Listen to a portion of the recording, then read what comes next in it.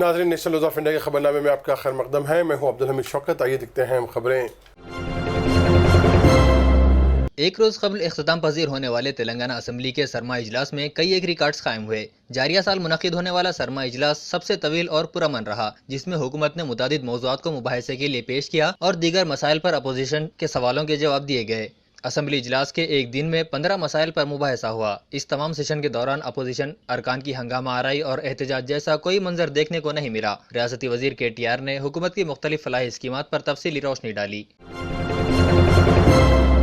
تلنگانہ میں اقلیتوں کو 12% تحفظات دینے کے منصوبے میں BJP نے ابھی سے رکاوٹ ڈالنے کا کام شروع کر دیا ہے۔ تلنگانہ BJP کے ریاستی ترجمان کرشنا ساگر راؤ نے کہا کہ تلنگانہ چیف منسٹر KCR کی جانب سے مسلمانوں کو 12% تحفظات دینے کا وعدہ نہ صرف ایک جھوٹ ہے بلکہ یہ غیر دستوری اور ووٹ بینک سیاست پر مبنی ہے۔ کرشنا راؤ نے کہا کہ BJP مسلمانوں کو 12% تحفظات کی مخالفت کرتی ہے کیونکہ سپریم کورٹ کے احکام کے مطابق موجودہ کوٹے میں مزید تحفظات فراہم کرنا ممکن نہیں ہے۔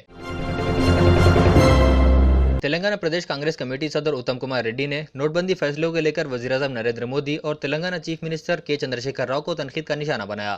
اتم کمار ریڈی نے کہا کہ PM مودی نے مخصوص کارپوریٹ کمپنیوں کو فائدہ پہنچانے کے لیے نوٹ بندی کا فیصلہ کیا۔ ساتھ ہی انہوں نے KCR سے سوال کیا کہ انہوں نے 3 دن تک اس فیصلے کی مخالفت کرنے کے بعد اسے کیوں قبول کر لیا۔ انہوں نے KCR اور مودی کے درمیان ہونے والی خفیہ ڈیل کو منظر عام پر لانے کا بھی مطالبہ کیا اور کہا کہ نوٹ بندی فیصلے کی وجہ سے ریاست کی معیشت کو بھاری نقصان ہوا ہے۔ تلنگانہ حکومت نے جنوبی کوریائی کمپنیوں کے لیے خصوصی انڈسٹریل پارک قائم کرنے کی پیشکش کی۔ ریاستی وزیر KTR نے ساؤتھ کوریا سے تعلق رکھنے والے صنعت کاروں اور تاجرین کے اجلاس سے خطاب کرتے ہوئے کہا کہ تلنگانہ حکومت سرمایہ کاروں کے لیے بین الاقوامی سطح کی سہولیات فراہم کرے گی۔ انہوں نے واضح کیا کہ تلنگانہ حکومت کی جانب سے سرمایہ کاروں کے لیے خصوصی پالیسی تیار کی گئی ہے۔ اس اجلاس میں ساؤتھ کوریا کی 50 کمپنیوں کے نمائندوں نے شرکت کی۔ تلنگانہ سیکریٹریٹ احاطے میں آج ایک عجیب و غریب آپریشن انجام دیا گیا۔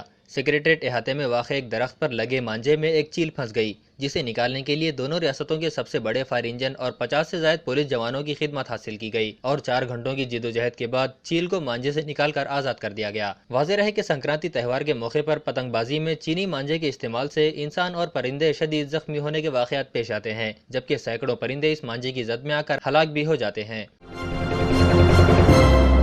ملک بھر میں سینٹرل انڈسٹریل سیکورٹی فورس یعنی CISF اہلکاروں کی جانب سے فائرنگ اور خودکشیوں کے واقعات رونما ہو رہے ہیں، اور اب تازہ طور پر ایسا ہی واقعہ حیدرآباد شہر میں رونما ہوا۔ حیدرآباد کے حکیم پیٹ میں واقع CISF ٹریننگ کیمپ میں سچن نامی جوان نے پھانسی لگا کر خودکشی کر لی۔ قیاس کیا جا رہا ہے کہ 25 سالہ سچن نے نجی وجوہات کی بنا پر یہ انتہائی اقدام کیا۔ جوان کی نعش کو پوسٹ مارٹم کے لیے گاندھی ہاسپٹل منتقل کر دیا گیا ہے اور اس سلسلے میں کیس رجسٹر کرتے ہوئے تحقیقات شروع کر دی گئی ہیں۔ جلی کٹو پر عائد پابندی ہٹانے کے لیے Tamil Nadu chief minister O Panneerselvam کی کوشش ناکام ہو گئی۔ جلی کٹو پر پابندی کے خلاف ریاست میں 4 روز سے جاری شدید احتجاجی مظاہروں کے دوران پنیر سیلوم نے وزیر اعظم نریندر مودی سے آج ملاقات کی اور پابندی ہٹانے کے لیے آرڈیننس جاری کرنے کی ان سے اپیل کی، جس پر PM مودی نے کہا کہ وہ جلی کٹو کی ثقافتی اہمیت کو سمجھتے ہیں، لیکن چونکہ یہ معاملہ عدالت میں زیر دورہ ہے اس لیے وہ اس میں مداخلت نہیں کر سکتے۔ اطلاعات کے مطابق اس ملاقات میں پنیر سیلوم نے تامل ناڈو میں پانی کی قلت اور خشک سالی کے مسئلے پر بھی PM مودی سے تبادلہ خیال کیا، جس پر مودی نے اس مسئلے کو حل کرنے کے لیے ہر ممکن قدم اٹھانے اور عنقریب ایک مرکزی ٹیم کو تامل ناڈو روانہ کرنے کا تیقن دیا۔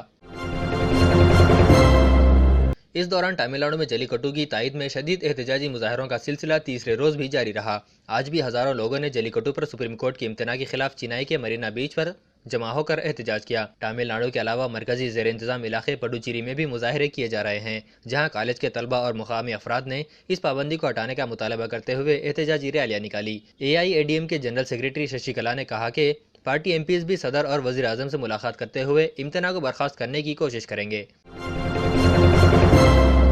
ڈیپٹ ریکوری ٹریبونل DRT نے شراب کے تاجر اور اشتہاری مجرم وجے مالیا کی جائیداد خرق کرتے ہوئے قرض بازیاب کرنے کی بینکوں کو ہدایت دی۔ SBI کی زیر قیادت متعدد بینکوں کے گروپ کی درخواست پر DRT نے وجے مالیا اور کنگ فشر ایئر لائنز کی 6203 کروڑ مالیاتی جائیداد خرق کرنے کی اجازت دی۔ اس کے علاوہ DRT نے اس رقم پر 26 جولائی 2013 سے 11.5% سود بھی وصولنے کا حکم جاری کیا۔ AM furniture works, Asif Nagar, جھرا۔ آپ کی پسند کا فرنیچر واجبی داموں پر گارنٹی کے ساتھ۔ AM furniture works 9515222494۔